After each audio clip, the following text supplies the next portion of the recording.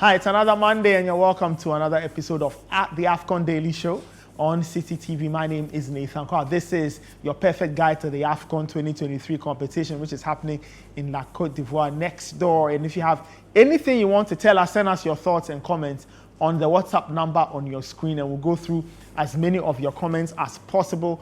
You know, we are grateful that you're joining us, and it's always a pleasure bringing you this program. It's been a very interesting second round of group games. So all of a sudden, the groups have taken shape, and everybody knows what they must do if they want to qualify for the next stage of the AFCON 2023 competition. We'll go over a lot of the action from the weekend. We preview a very important day in the life of the Black Stars. Can they get themselves a win? Can they get results to go their way? And can they ultimately book a ticket to go to the round of 16 of the AFCON tournament, which is happening in Côte d'Ivoire? So many interesting things to talk about on this program. So please stick and stay and be part of the conversation. We'll take a very, very quick break. When we come back, I'll introduce my guests. And when we get into the show, this is the AFCON Daily Show on Citi TV. We'll be right back. Don't go anywhere. Welcome back. This is the AFCON Daily Show on Citi TV. Let me introduce my guests, Edwin Kwakofi and Sednam Edmond. Guys, how are we doing? Oh, good. It's good to be here, Nathan. Yeah. You don't look too happy. Oh, I'm happy. I'm ecstatic for today. Our viewers should not take appearances as an indication of bias for today's conversation. We are still professionals, despite what we are wearing. Despite what we are wearing. I see. Very interesting disclaimer there. But like I said, it's been a very interesting second round of group games in the competition. Teams are beginning to figure out what it is they have to do. Some teams are already looking good. Others will need things to go their way in the third round of group games. And that third round starts later today. But let's go over things that happened over the weekend and from last Friday. Let's start off with that game involving Cape Verde and Mozambique, two Portuguese-speaking countries who are in Ghana's group. So whatever it is they do has a bearing, you know, on the Black Stars and the Black Stars' future in that competition. So let's see that game involving Cape Verde and Mozambique. It was a lovely afternoon for Cape Verdean football as they picked up yet another win in an AFCON competition. All right, so the Blue Sharks of Cape Verde biting the Mamba. So it looks like the venom didn't exist in the mouths of the Mambas. Edwin, let me start off with you. It was a dominant performance from Cape Verde. I've been impressed with what I saw. I don't know what you make of. Did you expect this result? Cape Verde putting 3 past Mozambique. Well, no. After seeing both sides in action in the first round of games, I expected it to be a much closer tie. Cape Verde, after beating us, they showed what they can do offensively. Mozambique also did the same against Egypt. And going into this game, I expected them to give it more of a fight. And it seemed that's how it was going to be in the early stages of the game. Mozambique were actually going boot for boot with Cape Verde, and it seemed like it will be a close game. However, Cape Verde took advantage of certain weaknesses in the Mozambique lineup, and then they just hit hard at them until Mozambique cracked. And once they did, the goals started flowing. First of all, that first goal, that was horrendous from the goalkeeper, Silwane. There's no other goalkeeper on this earth that's not saving that, apart from him. I understand that Bebe hit that with some power and it had some curve on it. But in the end, it was right at him. And he didn't seem to push it hard enough away from the goal. And it ended up into the back of the net instead of going away from it. And once that goal went in, I think the heads dropped from Mozambique, because once you concede such a goal, it's very demoralizing to you. So in the second half, you'd have expected them to come out stronger, and then the mistake happened, and they gave away the second goal, and basically that was the end of the game. The mistake that Cape Verde picked up on, and we'll get into that in the video analysis section, was the fact that they picked up that Silwane was very uncomfortable from long-range strikes. Even though he might save a few, even though a few of them might go over, they were strikes that often caused him discomfort in goal. So if you realize in the first half, they kept hitting the ball from range anytime they were close to the goal. There was one strike that Silwane saved in the first half. Then Bebe's first effort from the free kick, which hits the crossbar, and then his third effort, which ended up in the back of the net. Even in the second half, they recycled that idea, kept firing from long range, and that, of course, is where the third goal came from. What this result does is it gives the Black Stars a bigger task to do. Going into the final round of games, Cape Verde basically have nothing to play for. They've qualified from the group. They've qualified top of the group. So in the final game against Egypt, they can afford to rest a lot of players, which you would expect Egypt to capitalize on and get all 3 points, which means possibly another one of the group spots for Ghana has been taken by Cape Verde and Egypt. Now, going into the game against Mozambique, who were battered by Cape Verde, you would think that this performance would give Ghana some hope. But we've seen teams play worse than Mozambique and play against the Black Stars and get victory. So I think it should get them a bit worried, a bit more worried, considering the fact that Mozambique still have a lot to play for. They haven't sealed qualification to the next round. They can put themselves within a good chance of making the next round if they get a good result against the Black Stars. So while it might be encouraging to see them lose 3-0 and lose in such a bad fashion, it shouldn't make the Black Stars too confident going into the final game. I'm sure we'll discuss more on the Black Stars. Yes. We'll discuss, a lot about them, the dynamics, what they must do, the mathematics and everything. So then just quick thoughts on this. You pointed out the mistake for the second. At this level, you can't be doing it. You see, if you want to play from the back, your goalkeeper needs to have certain qualities. Okay. Equally, your defenders need to have certain qualities.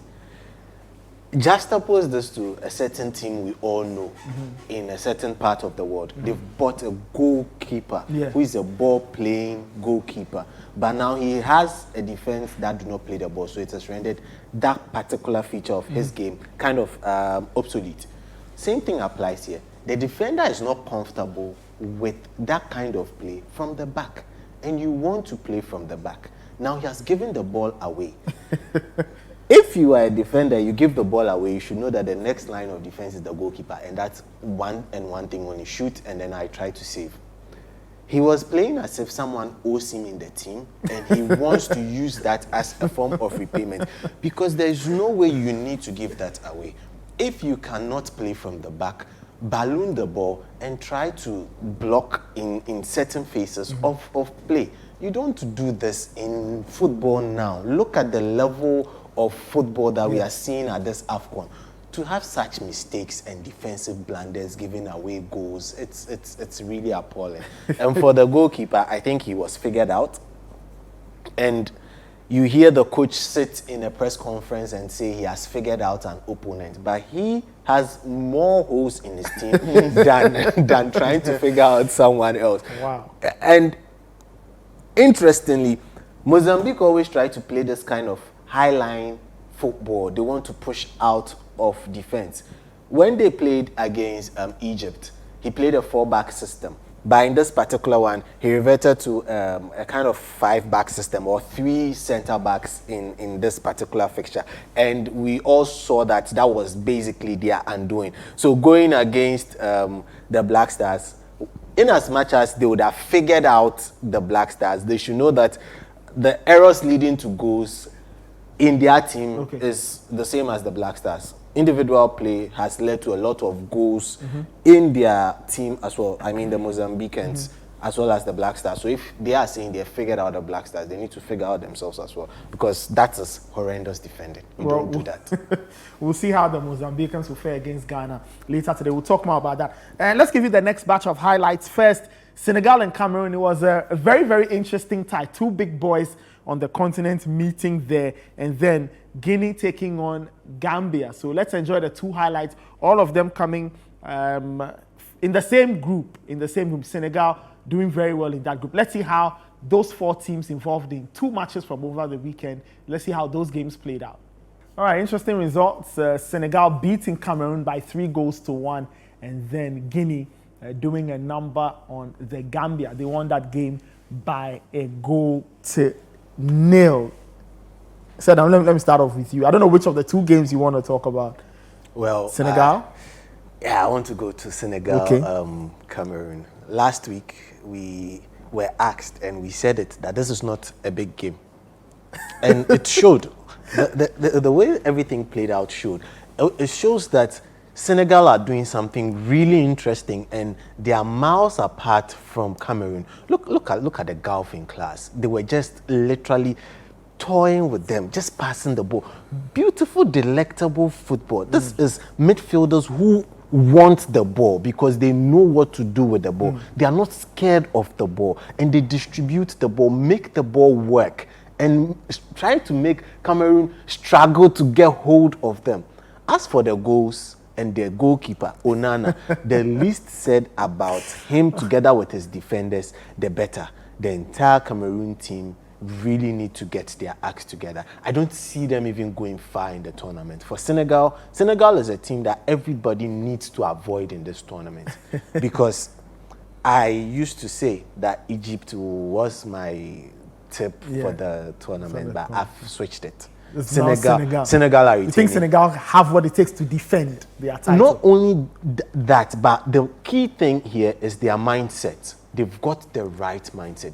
They come into this thinking they are the best in Africa. Morocco can be the best ranked team in Africa now, but to them, in their minds, they are the best. And look at how they play. Oh, come on. Come on. And they are blending the youthful exuberance with the experience that people seek to talk about brilliantly. And it looks like playing in the Gulf has rather gotten some of their players rather well. I see. For this tournament. Interesting. And it makes you look at them, to borrow Shakespeare's term, green with envy. Sadi got it absolutely right with his description of Senegal's team as a blend between youthful exuberance and experience. What I think they've got right is they've discovered the core of their team, and they've built upon that core with players that complement those core. That core. You have Edouard Mendy in goal. You have Kalidou Koulibaly at the back. In midfield, where you'd ordinarily have Idrissa Gana Gueye, there's a young boy who is developing and becoming a star in Lamine Camara. Yeah. Up front, you have Sadio Mane just leading the line along with Diallo and the other players. And once you have that core, once you have a good player in each position, you can add to them and just complement them, make them better. And that's what Senegal have done. He talked about the wonderful play, and I completely agree. I watched that game, and some of the play, it just blew me away. The one-touch passing, the quick transitions from defense to attack, the way they were able to beat Cameroon's press whenever Cameroon decided to press. It was so impressive, and there's no doubt that Senegal are Africa's best team at the moment, based on how they play. And the goals they scored were absolutely brilliant. Yeah, very good. I'd like to point out the final goal. The way... Sadio Mane, the cutback. Yeah, even before that, the way Nicholas Jackson, who was on the bench anyway, the way he controlled the ball and held that play, allowing his teammates to move. And the understanding between his teammates, especially Idrissa Gana Gueye, who made the run on the outside and received the ball, that just blew me away. And for Sadio Mane, and that is what we talk about with wingers, proper wingers, they know when to move into the box to add to the attacking threats. They know when to hug the touchline and spread play. And he picked the former option by moving into the box and finishing that off. I think there's so much to this Senegal team, defensively, offensively, and midfield. There seems to be no way to counter their play. I was even predicting that they'd win the final match 3-0 because that's how good they are, even though they are going to come up against Guinea. There's so much variety to the goals they score, variety to the attack, and there's this strength to their defense that I don't see with any other team in the competition. But Cameroon have themselves to play. That's it. Cameroon have themselves to play. Yeah. At 2-1, they had about 3 chances, 3 clear-cut chances to level. Yeah. And Nkudu, who had the best of those chances, missed them. I'm sure it will be eating at him since that because game. it was the third goal was a consequence of the other missed chance. Exactly. From that start or that sequence, led sequence. from the goal kick eventually. Exactly. They found And the third goal. he'll be beating himself because those were clear-cut chances. You put that away, you put yourself back into contention, you put yourself level, and the game is wide open again. But once he missed that chance and Senegal got the third goal, it was all over. I have already tipped Senegal as the winners of this competition. I expect them to win it again because of how good they are. And it will take something special from any of the other teams to prevent that from happening. All right, we'll see if Senegal can go all the way and win the AFCON again. Remember, they are defending champions, and a lot of the people think, including my guests, they think that Senegal have got what it takes to go and defend their title. All righty, let's move on to some of the other games from the weekend. The goal-heavy games, those were the ones that I liked. Let's start off with that Algeria-Burkina Faso game, madness all over, and then the Mauritania-Angola game, which served its own brand of exciting football, featuring one, you can say West African, maybe not, maybe Sahelian team against a Southern African team. So let's enjoy these two highlights, Algeria, Burkina Faso, and Angola versus Mauritania. Wow, exciting things happening. 9 goals in those 2 games we showed you. 4 shared between Algeria and Burkina Faso, and Angola winning by the odd goal in 5 to edge Mauritania. High quality stuff, high quality goals in those games. We'll take a very quick break. When we come back, I'll get my guys to dissect some of those goals, some of those plays, and then we'll move on to other things in the program. This is the AFCON Daily Show. We'll take a very quick break. We'll be right back. Don't go anywhere. Welcome back. This is the AFCON Daily Show on Citi TV. My name is Nathan Kwao. My guests, Edwin Kwakofi and Sednam Edmond. We've just looked at the crazy highlights, really, between Algeria, Burkina Faso, and then Angola and Mauritania. Guys, those were interesting games, end to end. The goals were just flowing. And not just the number of goals, but the quality of goals that were scored by all the teams in those games. And you look at some of those goals and you think that you feel sorry for the defenders, because there's basically nothing you can do to defend against some of those strikes, especially the final one in the Mauritania. Oh, that was good. That was a brilliant strike from range. But what it does is it makes the competition much more interesting. You find Algeria, who expected to come into this competition and dominate at least the teams in their group, they are struggling to make it through. And I it's find 2 draws it in a still row. beats my mind how Algeria is struggling. They haven't locked down a win. They've played 2 draws. I don't know what's happened. But I think the goals are coming for Algeria, but the chances are not coming at a rate enough for them to get enough goals to win those games. And obviously, their star player in the tournament is not playing to his level. Riyad Mahrez. The star man is Baghdad Bounedjah. Yeah, in this tournament, Baghdad Bounedjah has been the star man. And deservedly so. I think some of his touches, some of his play up front, it's almost like he's carrying the team on his shoulders. There are some balls over the top that you wouldn't dream a striker would take down and challenge defenders for. But then you find him beating those defenders and getting into chance creating spaces. And I feel that if he continues playing this way, if Algeria's other key players step up, if Belaili steps up, if Riyad Mahrez steps up, there's a huge chance Algeria might pick up form and get out of this group. But with the way things are doing, I don't think they can rely on Baghdad. He scored all their goals, right? He scored all their goals so far. They have 3 goals. He scored all 3. And he might have scored 4 if it went for VAR, because you remember that wonderful bicycle kick. And he's also been at the heart of their creation of chances. I remember one chance in the game against Burkina Faso where he backheeled it into his teammate's path. Unfortunately, there was a good tackle from the defender, which led to the chance being missed. But he is the heart of the team right now. But they need a few more hearts to step up and start beating if they are to get somewhere in this competition. For Angola and Mauritania, I was very disappointed for Mauritania. They showed a lot of good play in the previous game against Burkina Faso showed a lot of persistence in this one against Angola. Unfortunately, the chances they created, a lot of them were not taken.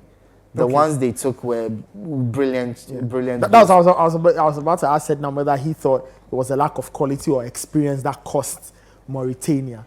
Well, I feel it's lack of experience. Experience, yes. So Edwin, you talked about a lack of quality and you say a lack of experience. Lack of experience, because if you are much more experienced, you know that some of those plays, they took extra touches which were not needed. But the rest was shooting practice, and they proved that they had been doing a lot on the training pitch, getting it right. Their second goal. But that first goal was really good. The individual run to dribble pass for four players. I think that's their first goal from open play, yes. At the AFCON. What a way to score it. Beat, I think, 4 men. 4 men, yeah. And score a brilliant classic. I envy those who are going to be picking goal of the tournament. So far, it's proven to be really tough. Yeah, I really envy them. Because Koita is even in the shout. Yes. Yeah. The second goal long range was good. Mohamed Kudus, Mohamed Kudus. Bebe's goal was good.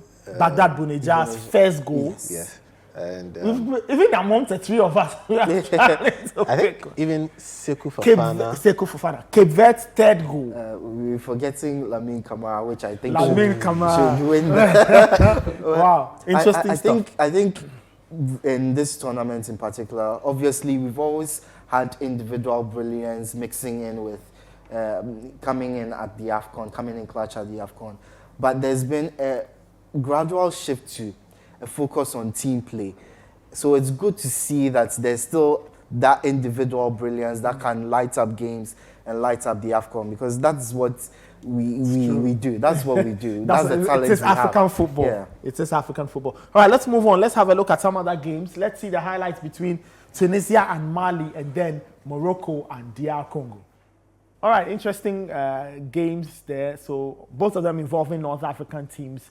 The games ended in a draw. Before I even get to my guys for their quick thoughts, the AFCON Daily Show is probably brought to us by our very good friends at Bet Power. If you want the best odds, the biggest payouts, and lovely games, if you are a punter, Bet Power.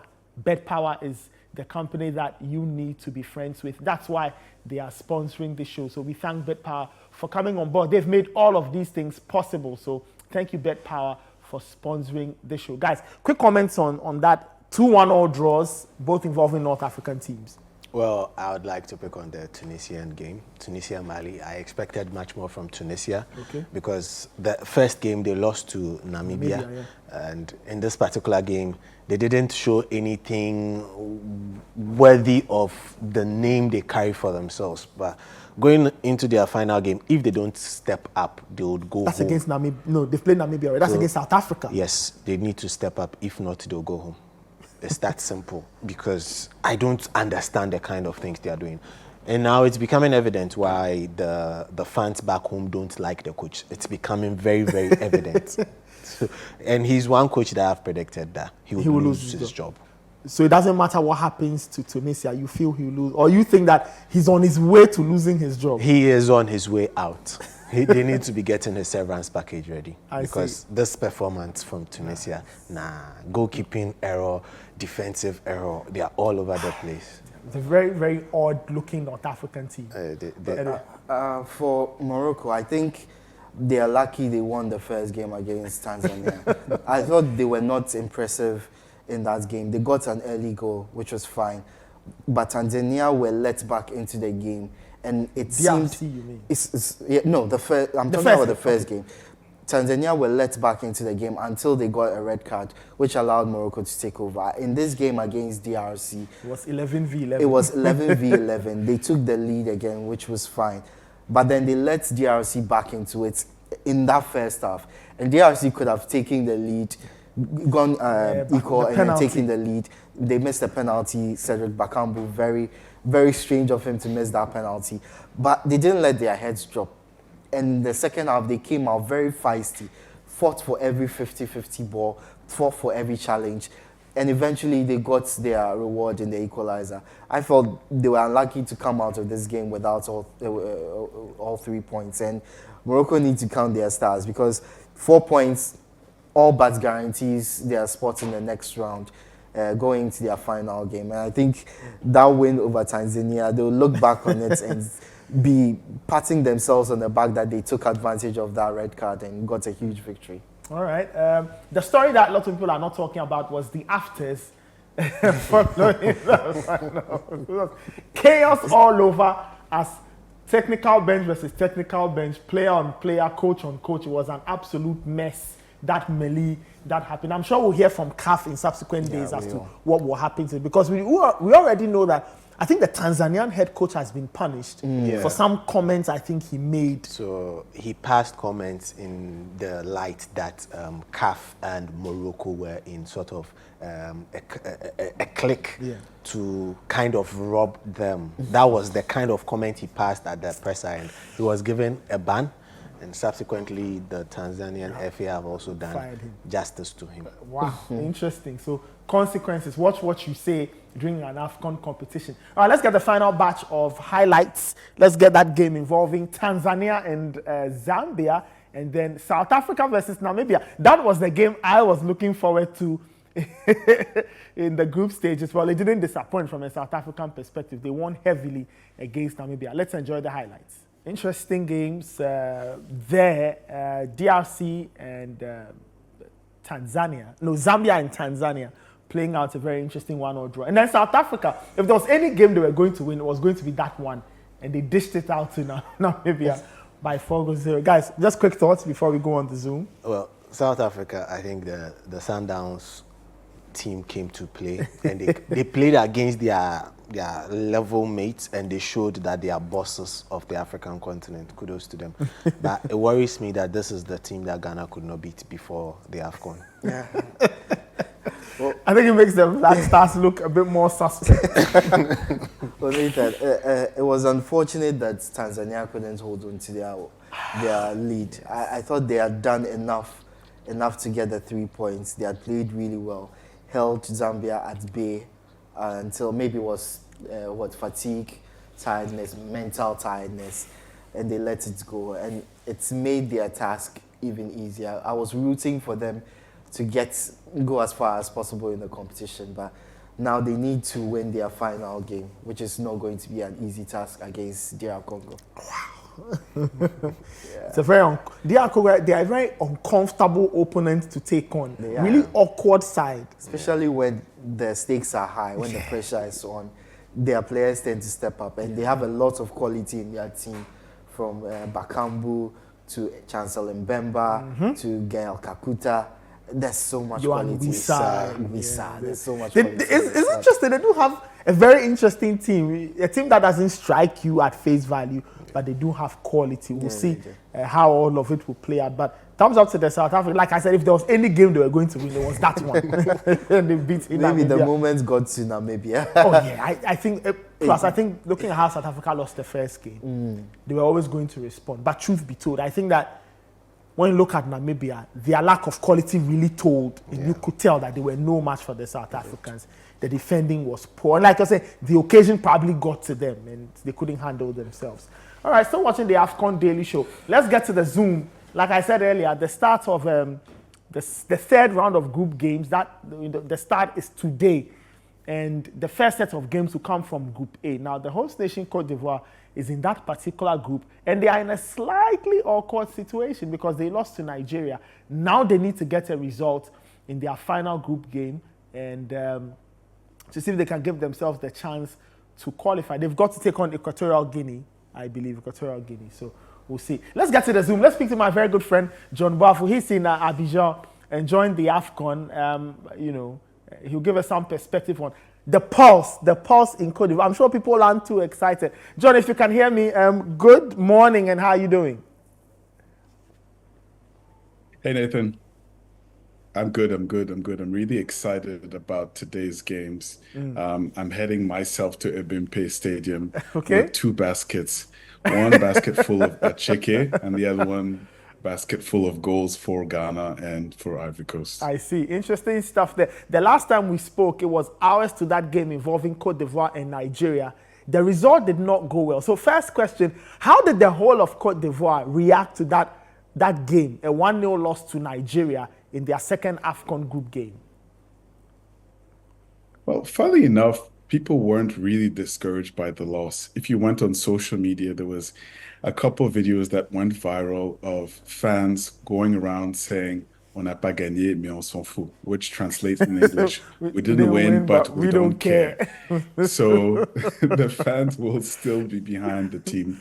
And thankfully, schools are out today as well. So people will try to head home a bit earlier to be able to watch the game. And hopefully, the stadium attendance will also continue to go up.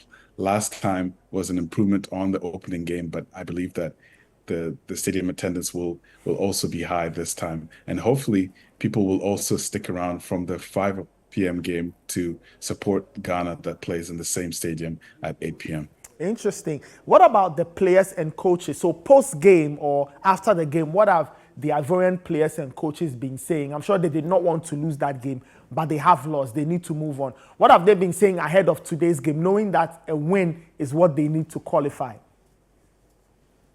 Well, at the press conference, Jean-Louis Gasset mentioned the fact that this is a must-win game and that they didn't perform to the best of their abilities against Nigeria. I believe that they were lacking a bit of clinical. They lacked really in the attacking third. They didn't have someone that was clinical to be able to take chances. But with the return of Sébastien Haller, although he's a little bit out of form and has been injured, and also the return of Simon Adingra, I think that they'll have enough to be able to beat this Equatorial Guinea team that currently tops the group.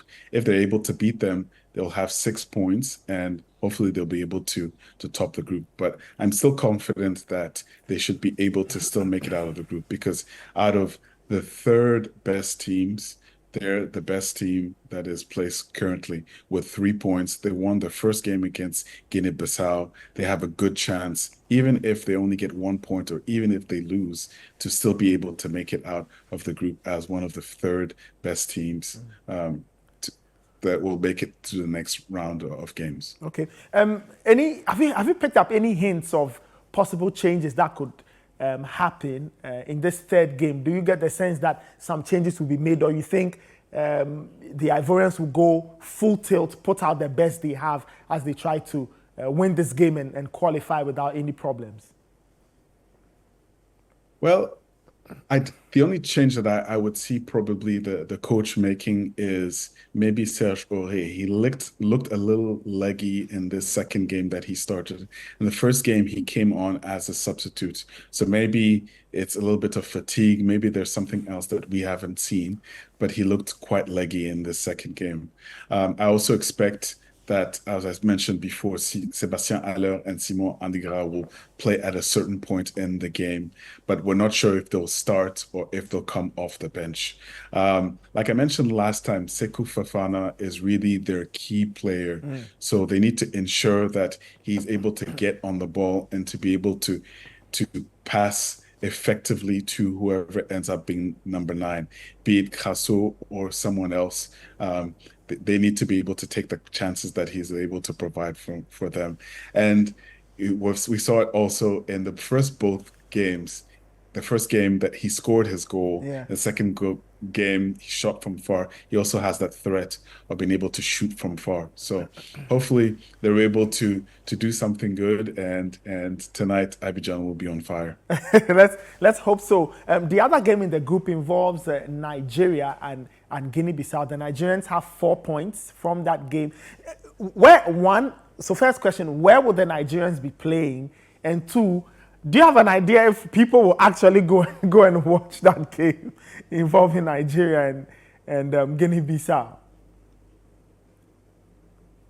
Because both games have to be played at the same time, Nigeria will end up playing in the Stade Félix Houphouët-Boigny, also known as Felicia, in the heart of Abidjan. So this is the same stadium that Ghana played the first 2 games at. Okay. So both games will kick off at 5 p.m., one at the Felicia and the other one in Ebimpe. I think that Nigeria needs to be more attacking. Okay. So we saw versus Ivory Coast, they found some defensive solidity that they had lacked in previous games. But in this game, we anticipate that Guinea-Bissau will try to play from behind and try to hit Nigeria on the attack. So we need to pray that Osimhen and the other strikers for Nigeria find the shooting boots. In the last game against Ivory Coast, Osimhen was a bit wasteful with his chances. So hopefully he has missed all that he needs to miss, and he'll start scoring some goals in this AFCON. All right, finally, John, at the start of the interview, you mentioned that you were hoping people would stick around and watch the Black Stars play. What have the Ivorians made of the Black Stars? What do they think of the Black Stars? And will they be there to support the team as they play their game at 8 p.m. This evening? I think that a majority of the people who will be in the Côte d'Ivoire game at 5 p.m. will probably stay to support the Black Stars. I was in the last Black Stars game, and basically the majority of the fans in Abidjan were supporting the Black Stars. It was funny to hear them really lighten up and being awakened after the Kudus goal, and really being shouting Kudus all throughout the 90 minutes. So I believe that they'll be here, and they'll also support their brother or sister team that, since we're all neighbors and cousins, they'll be able to support us and hopefully help us get the win in this crucial game that we have against Mozambique at 8 p.m. tonight. All right, John, thank you so much. I'm sure we'll speak again soon, and enjoy the rest of the day, and bonne chance à nous tous. Merci. À bientôt. All right, à bientôt. All right, that's the AFCON Daily Show on Citi TV. My guests are still here, Edwin Kofi and Sednam Edmond. My name is Nathan Kasho, proudly brought to us by Bet Power. Bet Power, they are the friends you need to, they are the people you need to be friends with if you want to, place a few bets and win big, especially during this AFCON tournament, which is happening in Côte d'Ivoire. We'll take a very quick break. When we come back, we have a lot more to discuss. The Black Stars will come into focus. They play later today. They are playing for their lives in this competition. Can they get it right? Will they get it right? We'll preview some of the other games as well when we come back from this short break. Don't go anywhere. We'll be right back.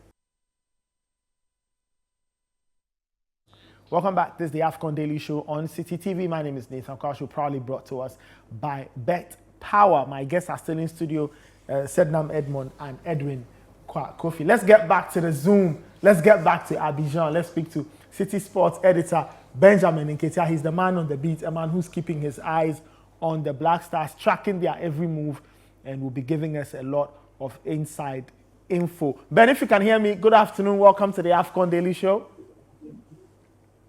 Bonjour, Nathan. I'm good. Thanks for having me. How is Abidjan on the? It just turned 12. They are prepping for a game at 5. How is the city looking and feeling? Well, I think the natives are a little nervous based on the performance of their team in that game against Nigeria. The funny thing is, while a lot of the foreign journalists believe that Côte d'Ivoire have the opportunity to make a shout in this tournament, the natives themselves don't seem to have as much expectations of their team. They are basically just enjoying the tournament and taking it as it comes. And so there's some cautious optimism, I would say, that at least they will make it out of the group phase. But in terms of overall expectations, you get the sense that they don't really think that this is a team that will go all the way and win it. They'll take it though if it comes, but if it doesn't, I think they're fine with it.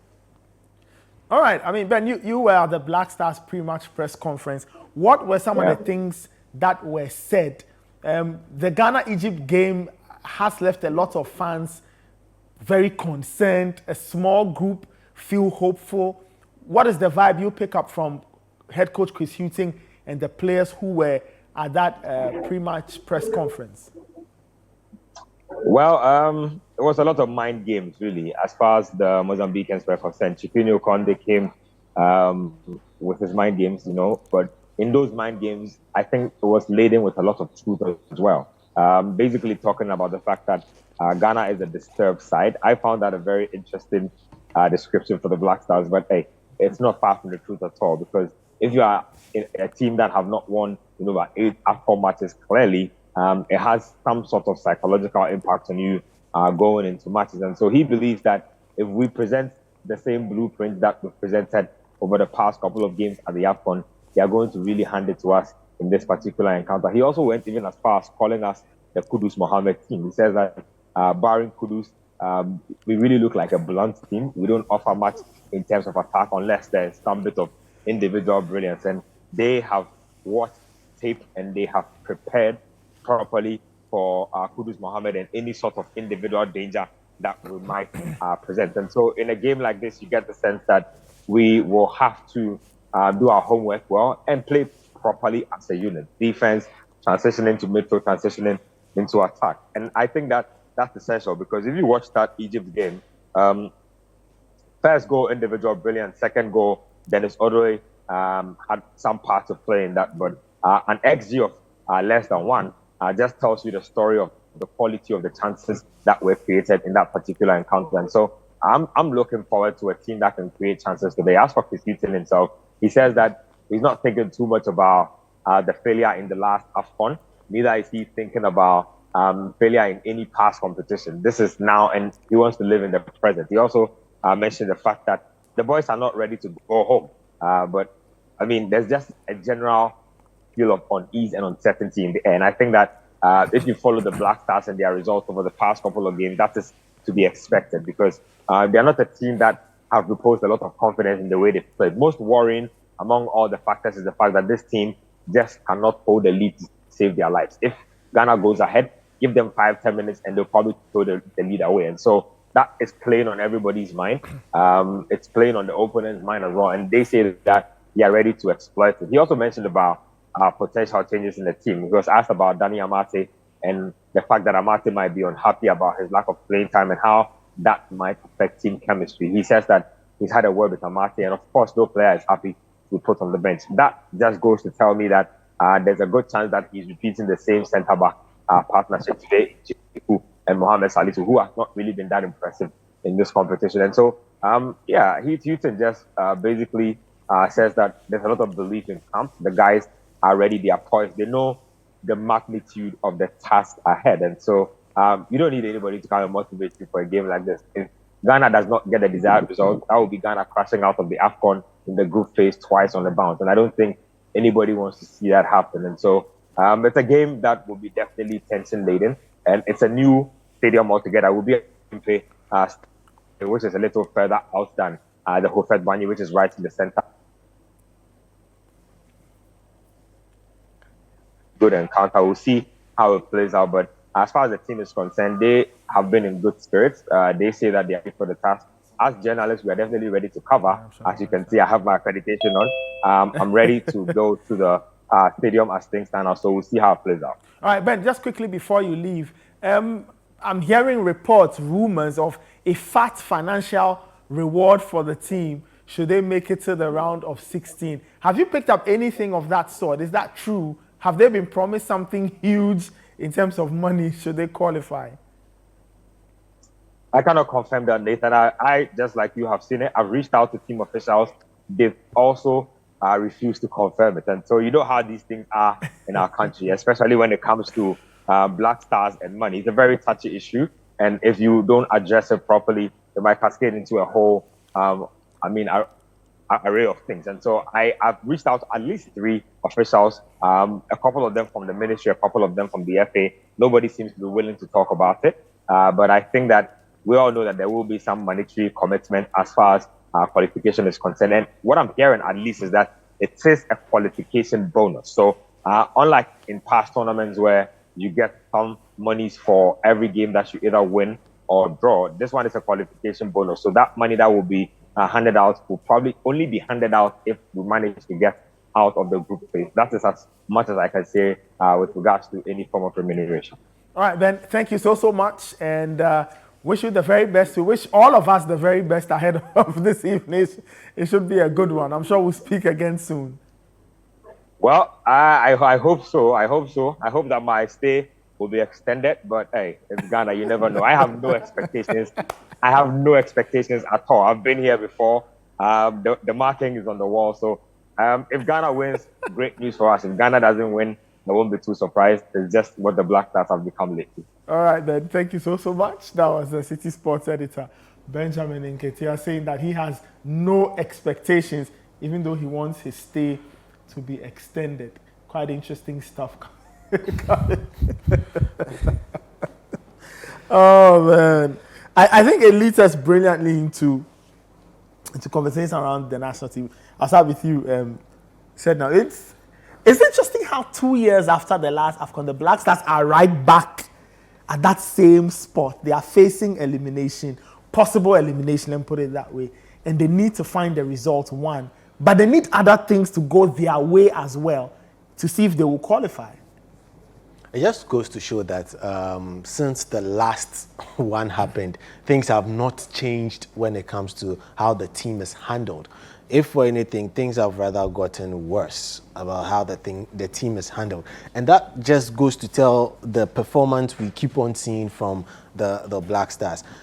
If you put into perspective that more than 10 games, you've won one, I think it's bad for a team that calls yourself world powerhouse in African football. Your continental tournament, you struggle and suffer to win.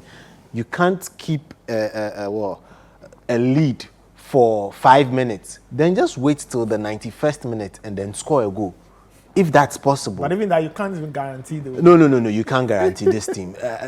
All the goals that have been conceded, majority of them have been individual problems and mistakes that have led to those goals being conceded. This game, they just really, like you said earlier, it's a life and death situation for them. If they win, fine.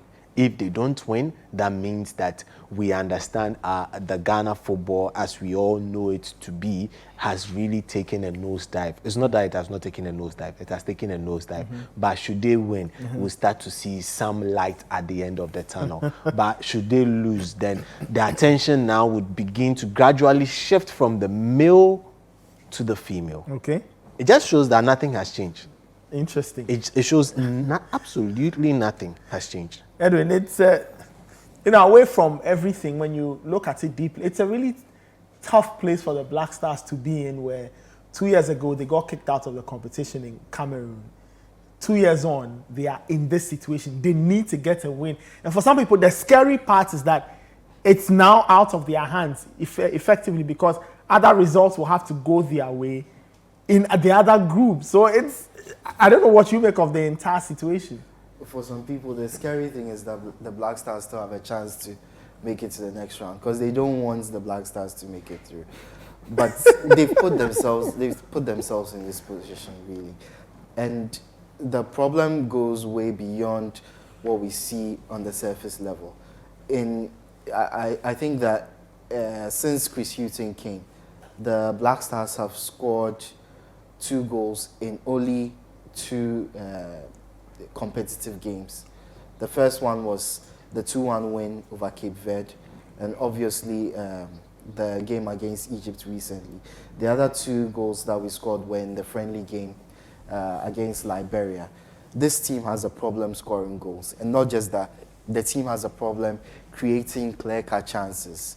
The goals that we've scored in these games have either come from set pieces or have come from individual brilliance, as we saw from Mohamed Kudus. There doesn't seem to be a clear pattern of play where the team creates something significant, a sequence, a move where you are proud of, where the passing takes it from midfield, from the right to the left, across into the box, or a pass through the middle, a well-worked move. You rarely see that with this current Black Stars team.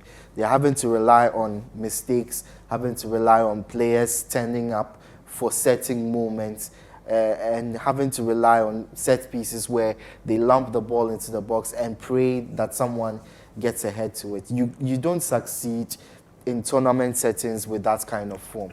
And when you go the other way, the Black Stars are starting to concede way too many goals. You remember the period where to score even one against the Black Stars was a task for any team in this world. And now they're conceding almost an average of 2 a game. Yeah.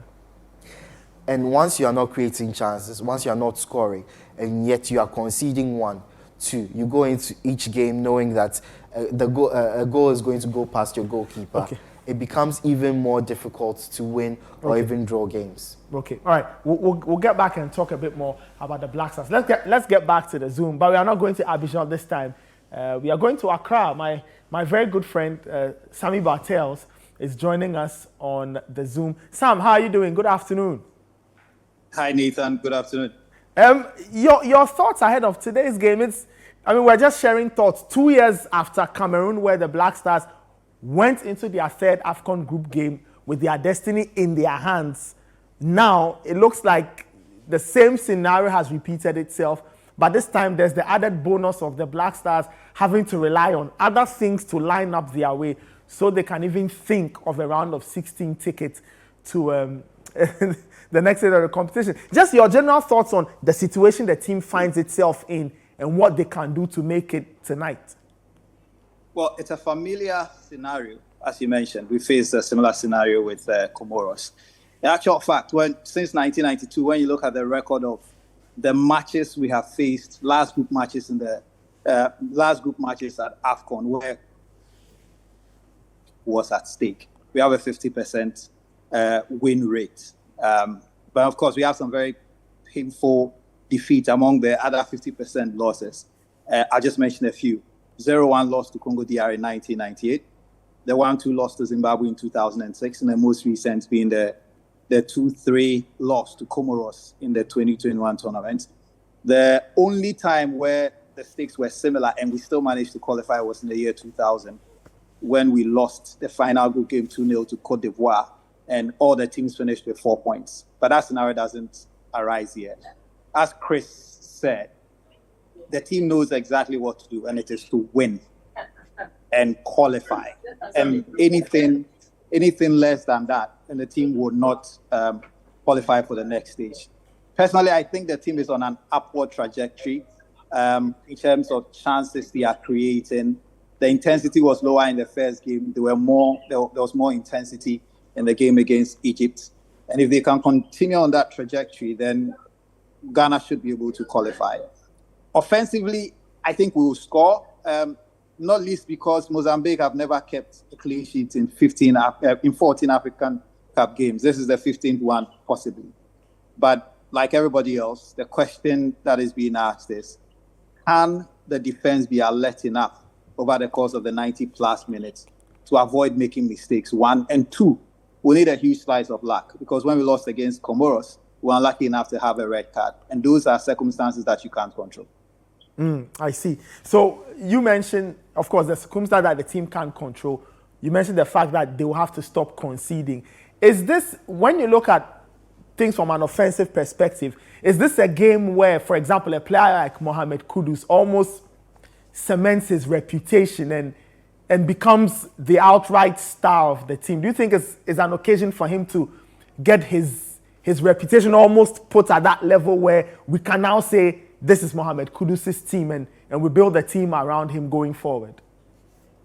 It is factually a Mohamed Kudus team. He scored 50% he was involved in 50% of our goals in qualifiers. By just playing one match, when you look at the stats, he's had more dribbles than anybody else, completed more offensive play than anybody else. He's had four attempts, with 2 of them going in. So it is a Mohamed Kudus team. His coming into the team transformed the offensive play and offensive statistics for Ghana in the last game against Egypt.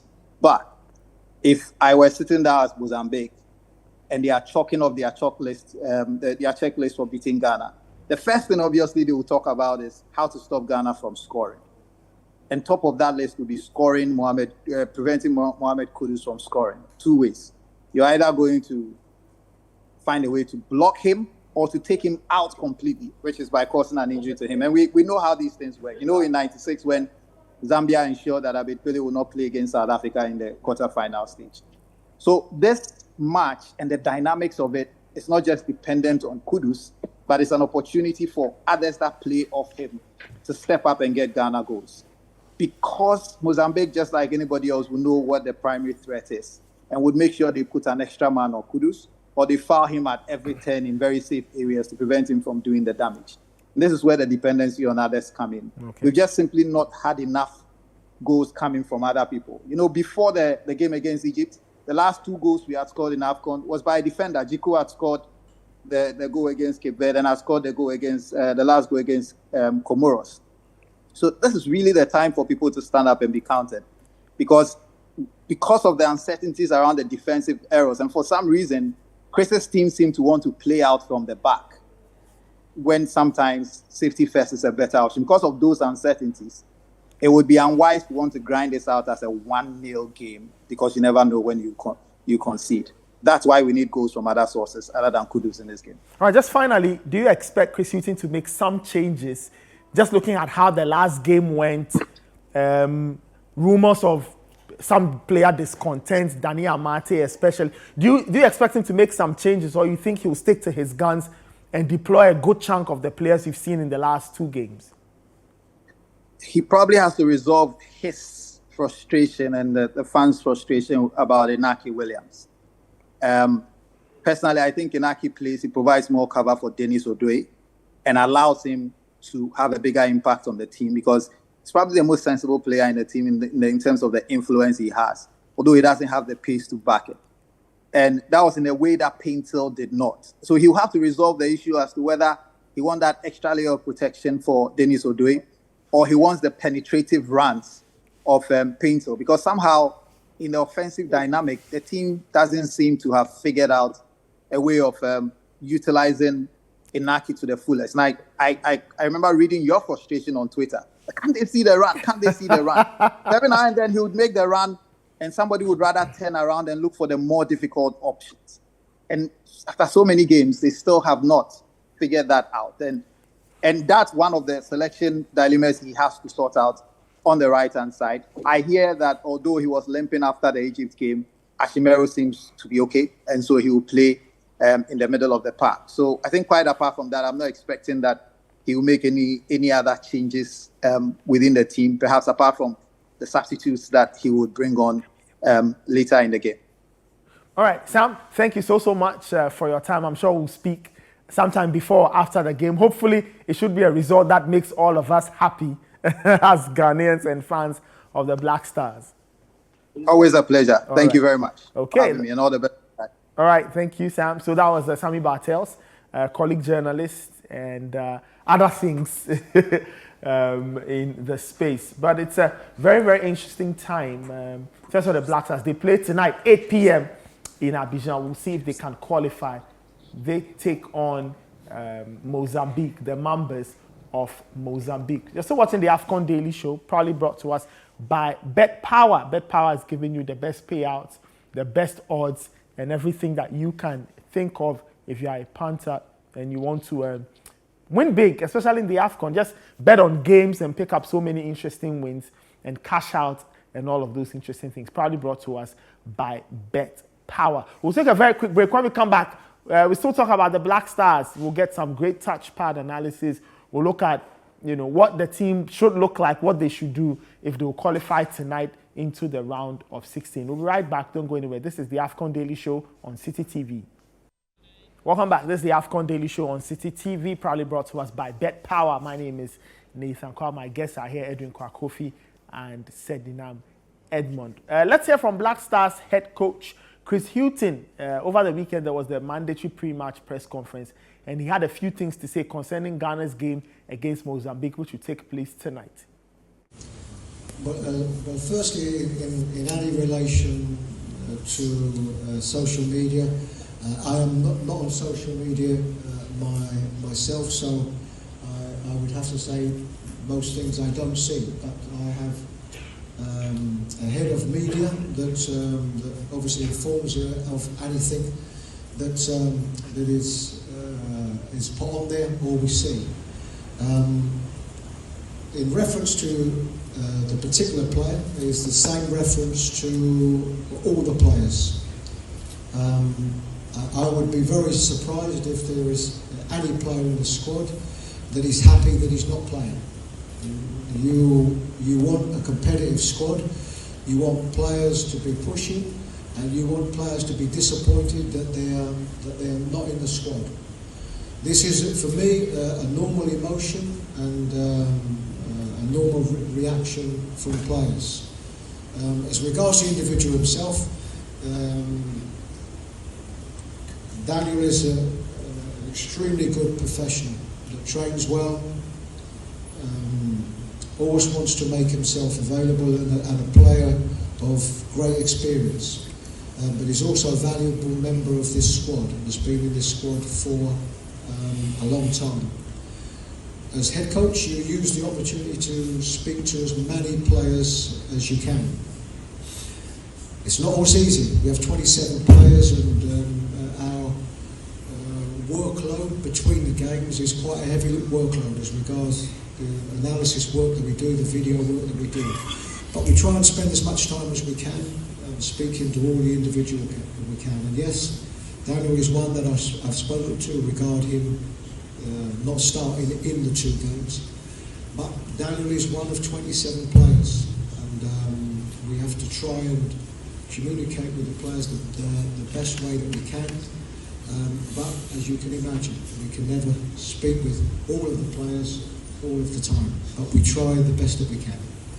So playing against a very, very good team, a team that would be one of the favourites to lift this trophy.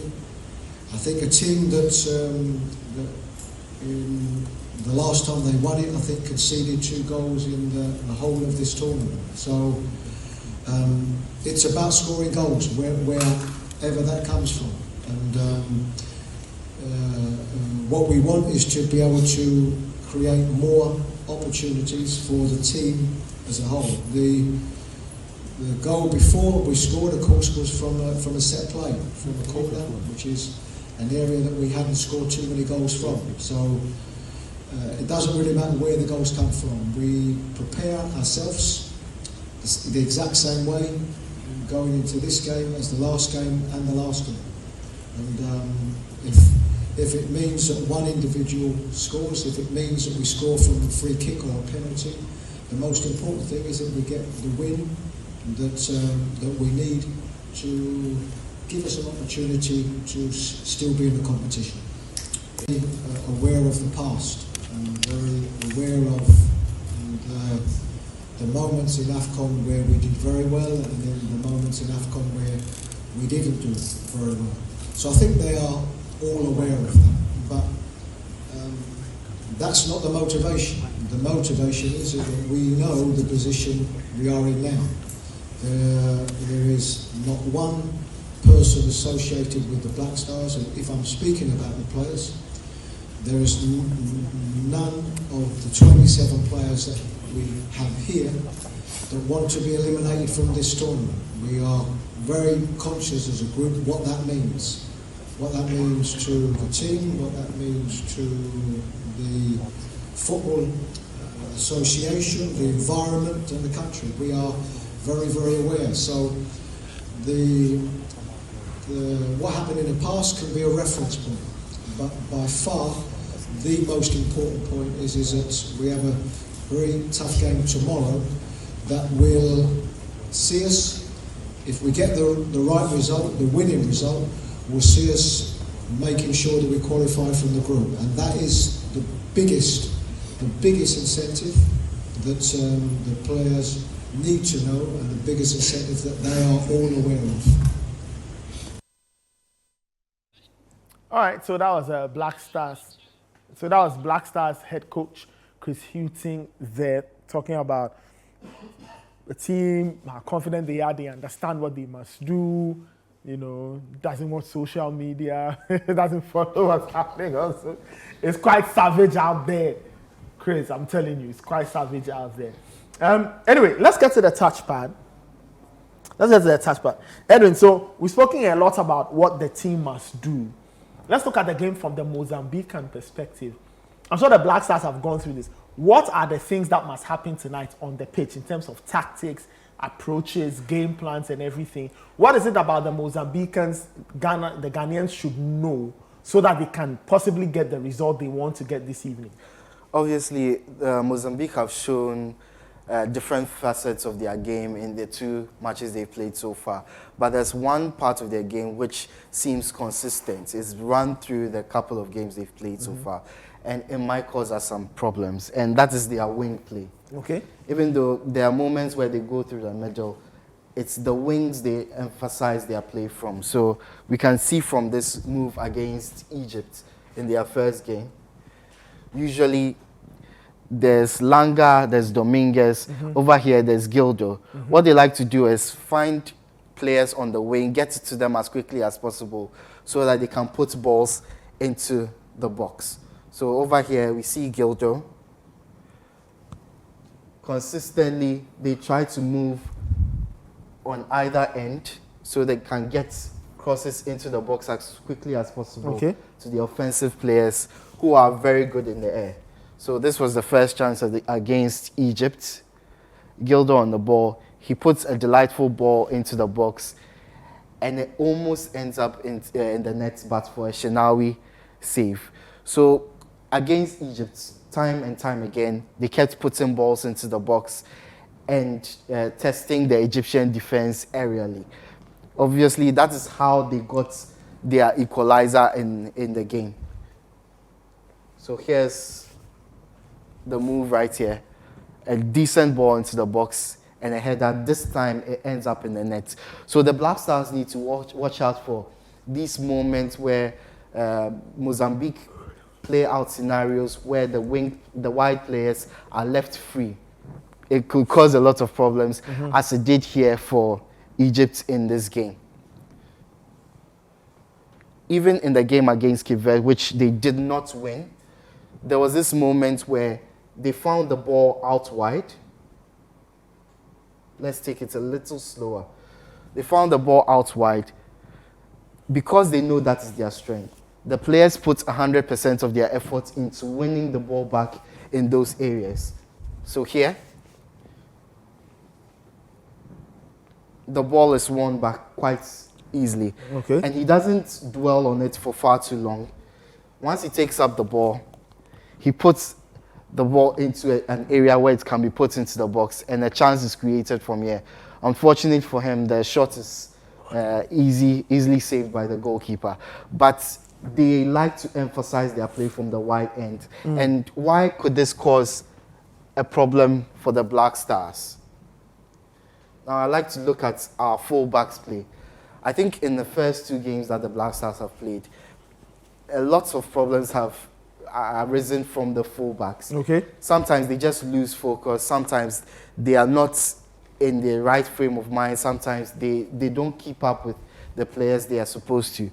Over here, this sequence against Cape Verde, this is Gideon Mensah over here. Let's slow it down so everyone can get a good look at Gideon Mensah once we get the screen back.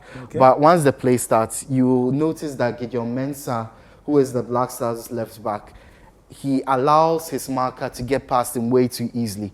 And once that happens, players are all over the field, are unable to get into the right positions where they are able to block off their markers. Because once a player is taken out of position, the others have to move along to cover for him, leaving spaces on the other side for other players to mark, which means that there are open positions that opposition players can take advantage of. And we've seen that constantly throughout the game against Cape Verde and also in the game recently against Egypt. Dennis Odoi was the primary culprit in a lot of those instances because he let players beat him for pace a lot of time, and he was unable to catch up with them because obviously lack of pace is a huge problem for Dennis Odoi. So we go back to that move where Gideon Mensah allows the player to get past him. Edwin, let me just pause you there. Let's just take a very quick break. This is the AFCON Daily Show on Citi TV, probably brought to us by Bet Power. When we come back, we'll go back to the touchpad, delve into some more analysis, just so you have a better idea of the tactical things that could happen tonight as Ghana takes on Mozambique in the AFCON. We'll be right back. Don't go anywhere. Welcome back. This is the AFCON Daily Show on Citi TV, proudly brought to us by Bet Power. My name is Nathan. My guests are still here, Sednam Edmond and Edwin Kwakofi. Let's get back to the task. But Edwin, you wanted to highlight a few things. Yeah, to us. so I was speaking about the Mozambique's threats from the wide areas and why it could worry the Black Stars. And I wanted to focus on Ghana's fullbacks, the issues they've had in our last 2 games. So in this sequence from the game against Cape Verde, keep an eye on Dennis Odoi right here. So as the ball progresses from the right-hand side, he has his marker. He's supposed to keep an eye on the marker, but all his attention was focused on the play on the far side, instead of keeping an eye on the player who was right behind him. And of course, that player got onto the ball, onto the rebound, and scored from there. So we have our first error from our right back, who failed to keep an eye on the player he was supposed to.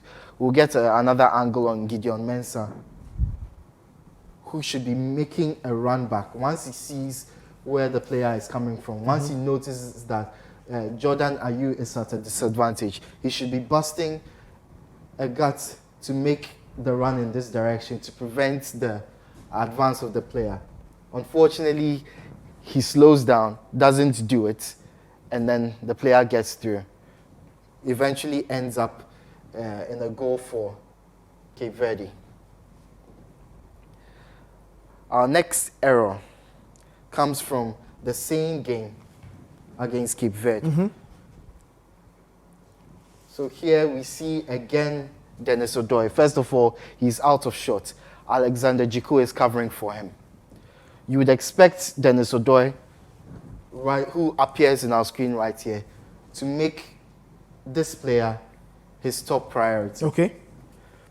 As Djiku is covering his man right here. Keep an eye on what Dennis Odoi does. He lets go of his man, and then he confuses Djiku by not sticking to that man, allowing Djiku here, and almost cost the Black Stars a goal here. We'll get a better view of it in the other angle. So right here, Dennis Odoi, he is confusing Djiku. What you do as a right back here, you stick with the man that you've been given. If you try to make a switch mid-attack or mid-defense, you cause a confusion which allows the player to be free. And that is exactly what he does here. Instead of sticking with his man, there's some confusion here, leaving the player free. He's able to go through the defense and take a shot on goal. Fortunately, Richard Ofori was on top form, so the Black Stars don't concede. Interesting point you raised, because the reason that this advantage pops up is that now Djiku has to cut across. He has to run across. Exactly. And now come to his man. By that time, the pass has already been given. So you expect your right back, who was supposed to be covering the man, to stick with the man. He didn't there. So the final clip from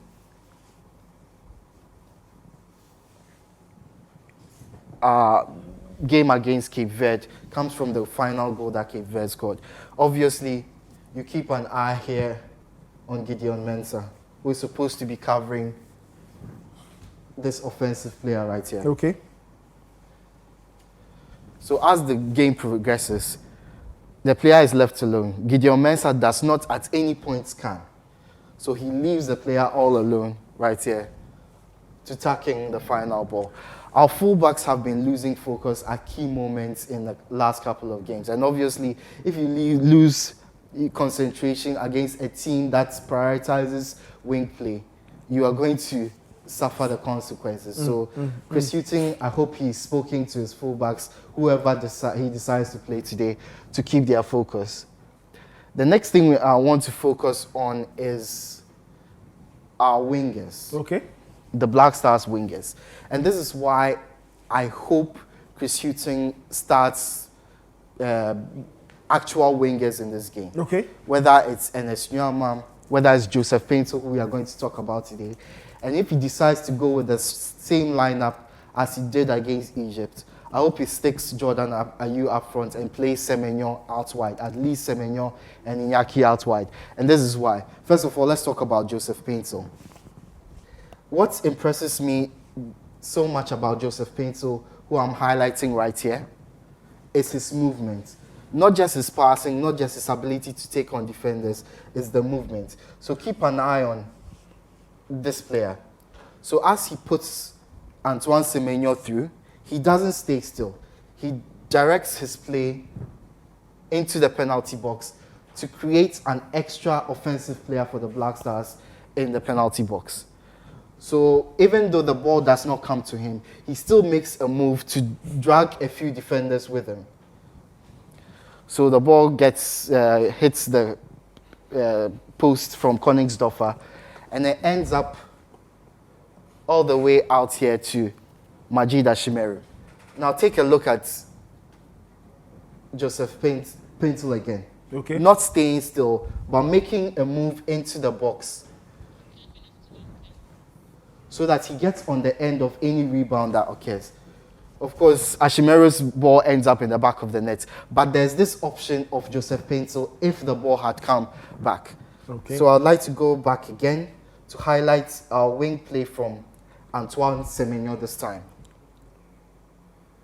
Slow this down and we start the sequence. This is why I feel Antoine Semenyo serves Ghana best as a winger instead of Jordan Ayew.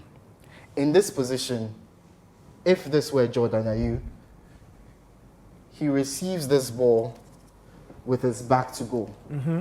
So this pass from Gideon Mensah comes to him, and he traps it, receives it, and allows the defender to come onto him. This is not what Antoine Semenyo does, and this is not what a proper winger would do. What Semenyo does is he turns with the ball, and he's directly heading towards the goal. He's directly heading towards the goal. This is what you expect from your winger, not someone who just holds onto the ball. And although I've praised Jordan Ayew for holding onto the ball, I think he does it a little too often. I want us to go back to this sequence where Semenyo runs into the channel. And this is what he provides for the Black Stars instead of a player like Jordan down the wings. So once Semenyo gets into this position, his first instinct is not to hold on to the ball. His first instinct here is to put the ball into a dangerous area for an offensive player to latch onto. He's not one that holds onto the ball for far too long and then delays the opportunity while the offensive players move into position. So you want a winger who puts the ball into these sorts of areas for your offensive players. And unfortunately, I don't think this is something that Jordan does enough of when he's played in such positions. That is why I'd prefer a player like Semenyo in the wide areas, or Iñaki Williams, or even better, players who are used to playing out on the wing like Enes Nyama, Joseph Painter, even Osman Bukhari, even though he had his issues from the previous game. So back to this Semenyo opportunity, we've talked about this, and we're going to move on to a final instance of play which involves Jordan Ayew. So right here. And when I was talking about this sequence, I praised Jordan Ayew for holding the ball because there were no other options. Had it been Joseph Painter in this case, he doesn't hold on to the ball here. He makes a run past the player because he knows he has the beating of this player. While Jordan Ayew doesn't do that, it allows these two defenders to track back and come and cover this position. So he's not able to do that. But a natural winger will trust his chances one-on-one against a defender and go past him. But Jordan decides to keep the ball. It ends up drawing a lot more defenders. He loses it. Unfortunately, he wins it back, and we know where it ends up. Okay. So there's one other area where I think the Black Stars can take advantage of Mozambique. And I talked about it when we were on the couch, the analysis of the game. But I'd like to go through it again. Silwane, who is the goalkeeper of Mozambique, I said that he was susceptible to these long-range strikes. And it was the case in the game against Cape Verde. they kept going at him, hitting long strikes, even though, of course, he's going to save a few. There are a few that he's going to let in. He's going to push them back for rebounds to the offensive players. So there's the first shot, which obviously it saved. It was going wide of play. But then they didn't stop at that. Free kick. Nobody would expect Bebe to take a free kick from that side. But they'd gone through their strategy, decided that they can attack him from long range. So they kept going at these shots. The second one, obviously, it ends up in the net because of a huge error from the goalkeeper. And then in the second half, you find the goal that seals it all, again from long range, because they know his deficiencies. He doesn't move quickly from side to side enough, and it leaves spaces at the back. One other area the Black Stars can take care of, which I can't show right now, are the set pieces. So far in this competition, the set pieces have proven to be the Black Stars' main source of attacks or main source of chances. Obviously, Jiku's goal in the first game, but there have been several other opportunities where the Black Stars have threatened from set pieces, whether it's the defender heading the ball or whether it's the second ball which comes out to the offensive player. We saw Kudus hit one over the bar against Egypt. There were a couple others where Iñaki headed one over the bar as well. So the Black Stars need to take advantage of the set pieces, but be wary of Mozambique's threat out wide. Need to ensure that their fullbacks are concentrating and are focused 100%. And the wing play, I hope Chris Hughton is listening. Somehow he has the feed from Abidjan and he's listening to us. Start a natural winger, Joseph Paintsel and Esnyama, Osman Bukari, or even if you decide to go with the forwards, start Semenyo or Iñaki out wide and let Jordan Ayew sit in the middle where he can be a ball holder and he can take advantage of the chances given to him.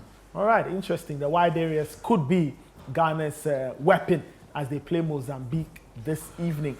Before we leave, let's have a look at the table for the third place teams so far. Now remember that in this competition, there are 24 teams, meaning that 12 teams that will finish in first and second positions, and then 4 teams that will qualify as 4 of the best third placed teams. So far, in terms of the points build-up, this is how they look like. So Cote d'Ivoire has 3 points with a goal difference of +3. Namibia has 3 points with a goal difference of -3 ahead of their final game. Algeria, 2 points, a goal difference of 0. Zambia, 2 points, a goal difference of 0 as well. Ghana, a goal difference of -1 with 1 point. And then Cameroon, they have 1 point and a goal difference of -2. So Ghana's goal difference is -1. Cameroon's goal difference is -2. Now, should the Black Stars win, they move on to 4 points. That number in the goal difference section will change. Or it will change by virtue of how many goals the Black Stars will score. So if they score 1, they go to 0. Yeah. If they score 2, +1. If they score 3, +2, whatever. So those are the mathematics. Those days when you thought you had left school and there was no math left for you to do, well, the Black Stars have taken you back to the to the classroom. So these are the teams on this chart or in this chart heading into the final group games. I'm sure we'll get a better picture after today's game. So at least groups A and B will know that picture. And then on Tuesday, we'll know the picture of group C and D. And then by Wednesday, E and F. So the Black Stars, I don't know if they'll get a resolution tonight. But it looks like maybe by Wednesday, that's when they'll know what exactly will be happening. Because even if they win, they can't leave just yet. They have to wait to see what's going on. Oh, Lord, what kind of problem is this? But I think we are even in a much more better position than Cameroon. Okay. They have -2. Well, yeah. So they need to beat the Gambia. They need to beat the Gambia by a heavy margin. 3 or more. Well, and it's not out of the question. The Gambia lost 3-0 to Senegal, who admittedly are a much better side than Cameroon.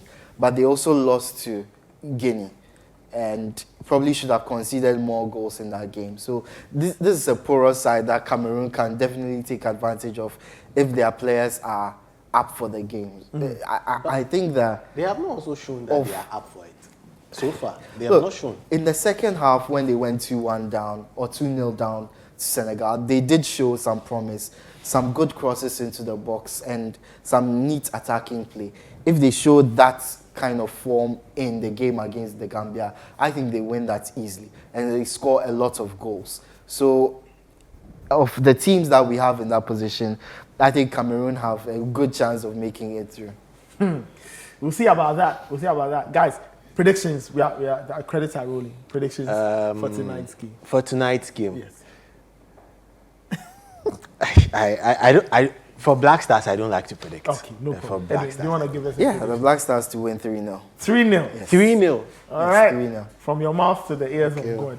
Thank you very much, Evan. Thank you very much, Said Now. Thank you out there for watching. This has been another exciting episode of the AFCON Daily Show, proudly brought to us by Bet Power. My name is Nathan Carl. Many thanks for tuning in. We'll be back tomorrow, hopefully reviewing a good evening for the Black Stars and reviewing the celebrations and good things that the team would potentially give us this evening. Take care of yourselves. We'll see you tomorrow. Have a wonderful day.